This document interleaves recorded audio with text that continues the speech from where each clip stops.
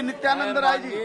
गृह मंत्री अमित शाह जी की ओर से प्रस्ताव करता हूं कि दिल्ली राष्ट्रीय राजधानी राज्य क्षेत्र शासन अधिनियम 1991 का और संशोधन करने वाले विधेयक को पुनः स्थापित करने की अनुमति दी जाए।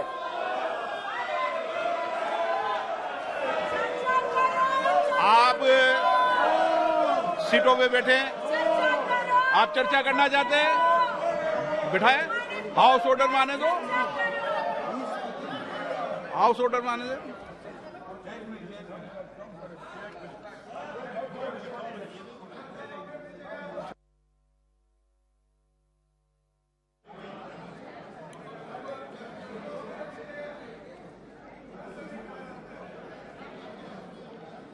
अरे ऐसे सदन है ये, माननीय सदस्य प्लीज, आप इसी विषय पर बात करेंगे।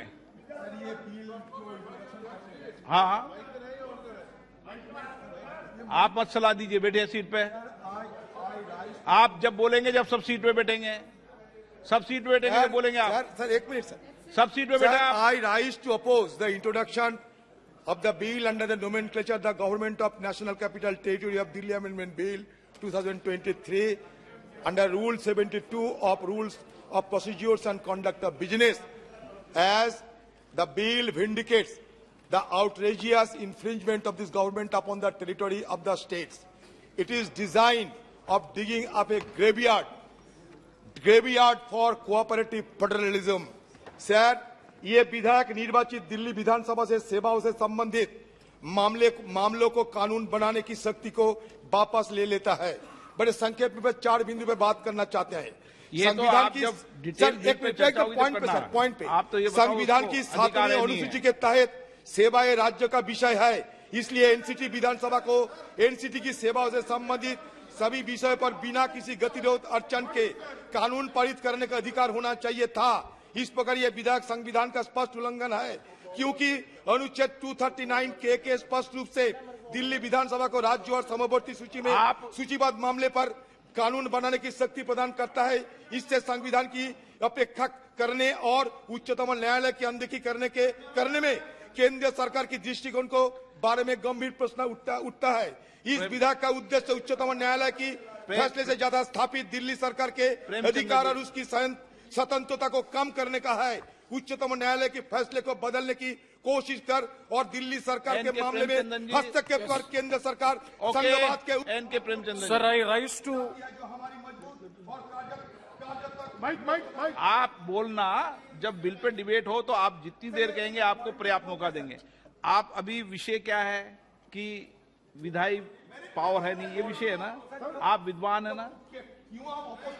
हाँ बोले आप, हाँ बोलने का जब इच्छा तो भी नहीं बोलने का मौका मिलेगा। आपको पर्याप्त, ये क्या बात है सर, बोलेंगे सर। ये 4 संक्षिप्त 4 बिंदु पे सर, एक बिंदु आप पता नहीं, आप माइक दिया, माइक चालू है आपका? नहीं, ये तो अभी चालू किया सर, दोबारा पढ़ना पड़ता है। आदत मत बनाओगे। इस विधेयक का उद्देश्य उच्चतम न्यायालय की फैसले से जता स्थापित दिल्ली सरकार के अधिकार और उसकी स्वतंत्रता को कम करना है।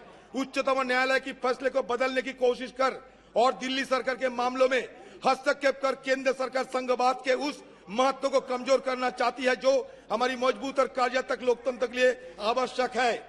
3 नंबर सर, आप विधायक अध्यादेश उच्चतम न्यायालय की इस फैसले को निष्प्रभावी करने का प्रयास करते हैं, जिसमें दिल्ली सरकार की शक्तियां को बहाल करते हुए कहा गया था कि अगर सरकार को अपने नौकरों पर नियंत्रण नहीं।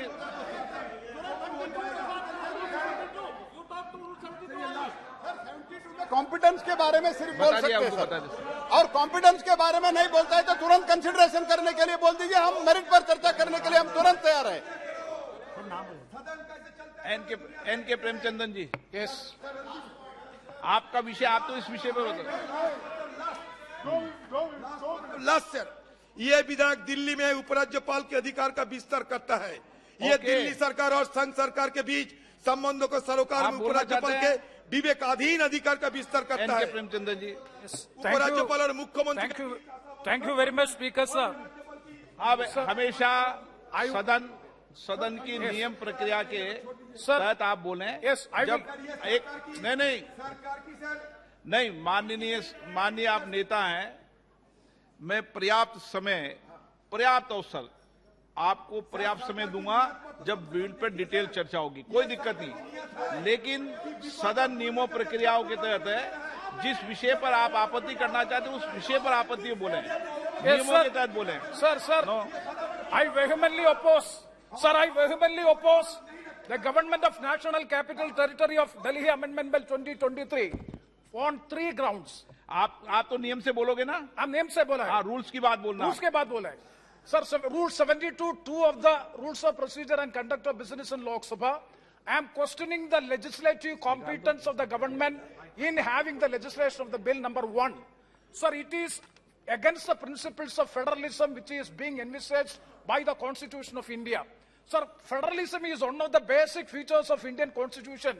An elected government in the state of Delhi, it is not having the administrative and legislative control over the bureaucrats means the government there is no meaning in having the government of Delhi. That is why I am saying that it is absolutely taking away the administrative and legislative control by the bureaucrats and the the political leadership and the elected. Sir, please, second point. क्या सुने आपकी? आप 72 के नियम में बोलो, व्यवस्था दे रहा हूं आपको। This is going to override the Supreme Court judgment dated 11th May 2023 Government of NCT Delhi versus Union of India. Sir, let me read the Supreme Court judgment. The Supreme Court judgment says that the state government. No, this is I am talking on the legislative competence. Prahlad Joshi ji, I am talking on the legislative. Sir, Rule 72 says, if a motion to leave the introduce the bill is opposed, the Speaker, if thinks fit, after permitting the brief statement from the member who opposes the bill, the motion and the member who moved the motion may without further debate put to the motion, provided that where the motion is opposed on the ground that bill initiate the legislation outside the legislative competence of the House, the Speaker may permit the full discussion. Sir, it doesn't. Parliament is fully competent to pass this bill. If they want to talk on the merit, let them discuss when there is a consideration and passing, sir. Okay. Sir, the second point is, it is overriding the Supreme Court judgment dated 11 May 2023. The Supreme Court judgment is very clear. The Delhi state government is having absolute power, administrative as well as the legislative supremacy is with the state government of Delhi. The intent of this bill is to override the Supreme Court. Sir, the third point. Sir, the third point. Please. Why you are having it? Sir, the third point. 239, Sir, through 239, clause 7 of Constitution of India. Sir, so far the last 30 years of Indian experience, so far the clause 7, 239 article of the Constitution has not been invoked. Here in the preamble, if you go to see, there are 2 pages of preamble. In preamble, sir, very, very valid point, sir. In preamble, nowhere it is stated that why clause 7, 239 is invoked is not being stated in the preamble. Preamble is incomplete. Therefore, I strongly oppose the bill in introducing. Speaker sir, मैं शुक्रगुजार हूं हमारे opposition leader का कि बगैर प्रधानमंत्री के house चलने दिया सर। इन्होंने बगैर प्रधानमंत्री के हाउस चलने दिया, इनका शुक्रिया अदा करता हूं सर। तो ये चेस और लूडो का खेल हो रहा है सर, उधर से चेस खेला जा रहा है, इधर लूडो खेला जा रहा है सर। मैं इसलिए अपोज कर रहा हूं कि ये आर्टिकल 123 का वायलेशन है। एक सिंपल बिल से आप संविधान को अमेंड नहीं कर सकते। तीसरा, ये theory of separation of powers का वायलेशन है। चौथा ये है कि सर, सुप्रीम कोर्ट का 4 जुलाई 2018 का 5 जजेस का जजमेंट है। तो इसीलिए मैं ये कहता हूं कि ये इस हाउस को लेजिस्लेटिव कॉम्पिटेंस नहीं है, इसलिए मैं इस बिल की मुखालिफत कर रहा हूं। अब जबकि हमारे लीडर ऑपोजिशन ने अलाउ कर दिया बगैर प्रधानमंत्री के, मेरी आपसे गुजारिश है सर, मैं डिवीजन पूछूंगा, अब डिवीजन कराइए। स्वागत Rai ji. Sir, with all the vehemence at my command, I beg to oppose the National Capital Territory of Delhi Amendment Bill 2023. As has been mentioned before, that this bill is well outside the legislative competence of Parliament, because the Supreme Court, in a passed a judgment in CA number 2357 of 2017 on 11th May 2023 in the matter of Government of NCT of Delhi versus Union of India.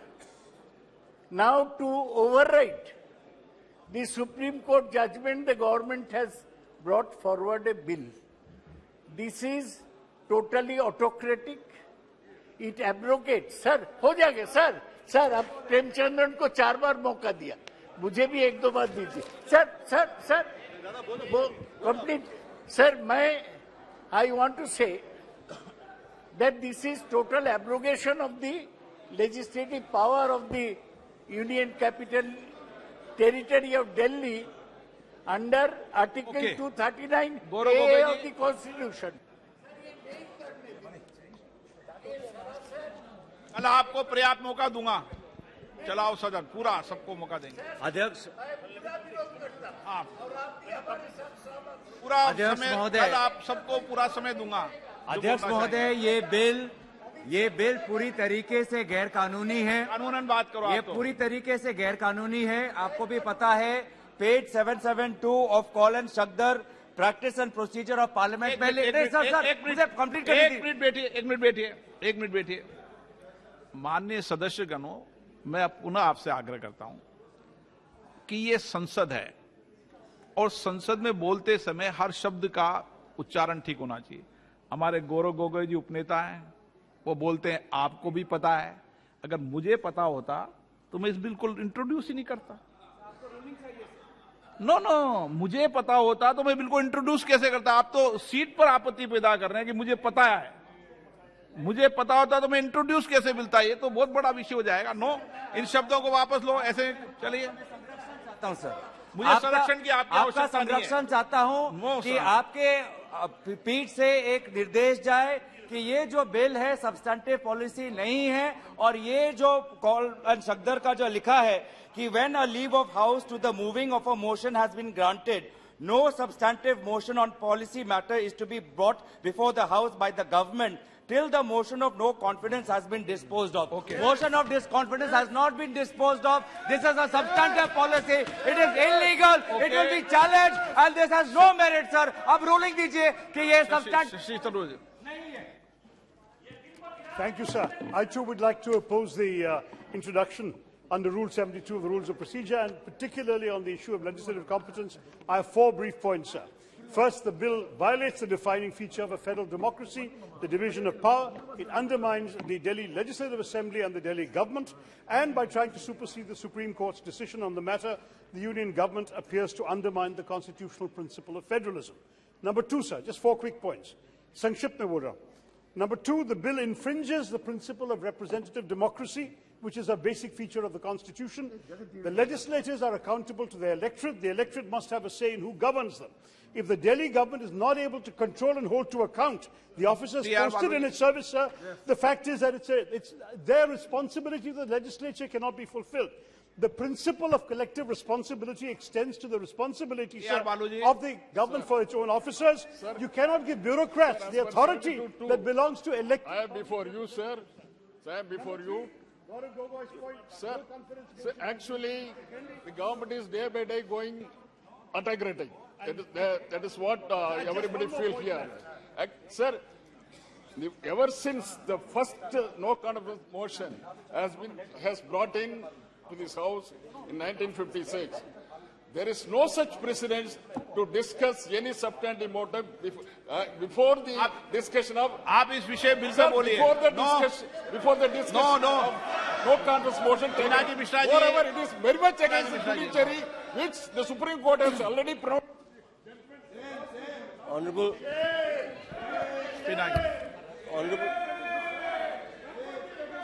Pinaki Mishra. Honorable Speaker, sir.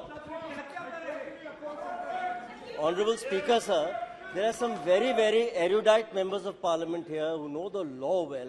I'm surprised that when legislative competence is being discussed under Article 70, under Rule 72 proviso, that there is no advertence at all to the actual Supreme Court judgment or the order which the Supreme Court has passed, a speaking order of 7 pages the Supreme Court has passed in the writ petition filed by the State of Delhi against Union of India. Now, kindly see what the Supreme Court in para 95 has said. It concludes about legislative competence. Please understand, the court says, however, if Parliament enacts a law granting executive power on any subject which is within the domain of NCTD, the executive power of the LG shall be modified to the extent as provided in that law. Government has brought out a law now pursuant to a Supreme Court empowering it. So how can you challenge legislative competence? How do you I can understand you vote against it. You can vote against it. You can vote no. On a point of law. On a point of law, you cannot. On a point of law, you cannot challenge this. Legislative competence is there. Okay, माननीय गृह मंत्री जी।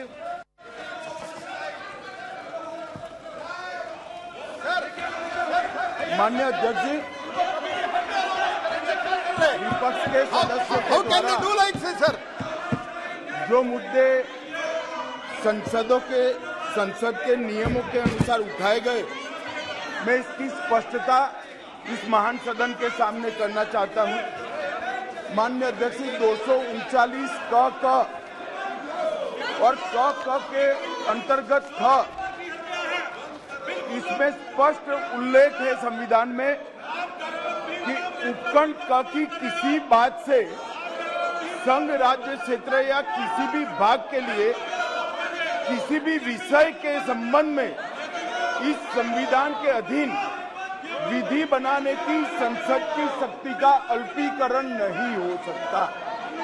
इसका मतलब है हमारे संविधान ने इस सदन को संपूर्ण सत्ता दी है कि दिल्ली राज्य के लिए किसी भी कानून को लेकर आने की।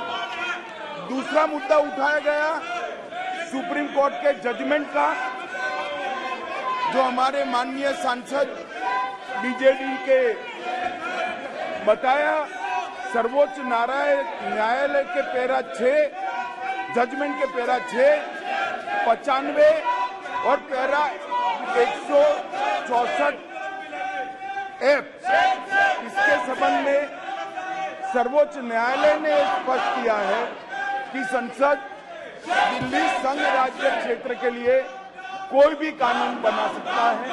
अतः ये सारे जो ऑब्जेक्शन लिए गए हैं वो राजनीतिक है, इसका कोई संवैधानिक आधार नहीं है। संसद के नियमों के आधार पर भी इसका कोई आधार नहीं बनता है, इसीलिए इस बिल को संसद के सामने पेश करने की अनुमति दी जाए। माननीय सदस्य, मैं आपको फिर कह रहा हूं, आपको पर्याप्त मौका दिया, आपका ये व्यवहार उचित नहीं है। मैं फिर बता रहा हूं आपको, देश पूरा देख रहा है, आप संसद के अंदर इस तरीके का व्यवहार करते हैं, ये उचित नहीं है। प्रश्न है कि विधेयक को प्रस्तावित करने की अनुमति प्रदान की जाए।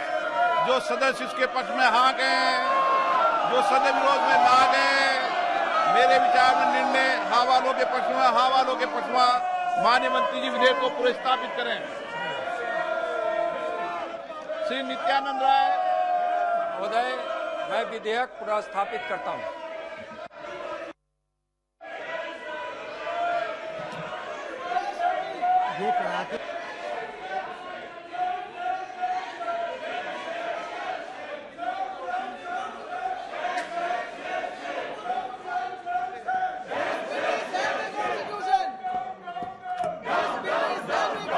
मैं फिर आपको चेतावनी दे रहा हूं कि मुझे कुछ सदस्यों के नाम करना पड़ेगा, नेम करना पड़ेगा। मैं आपको फिर चेतावनी दे रहा हूं कि अब सदन की गरिमा और मर्यादा बनाए रखने के लिए मुझे सदन में कार्रवाई करनी पड़ेगी। सदन की कार्रवाई 3 बजे तक के लिए स्थगित की जाती है।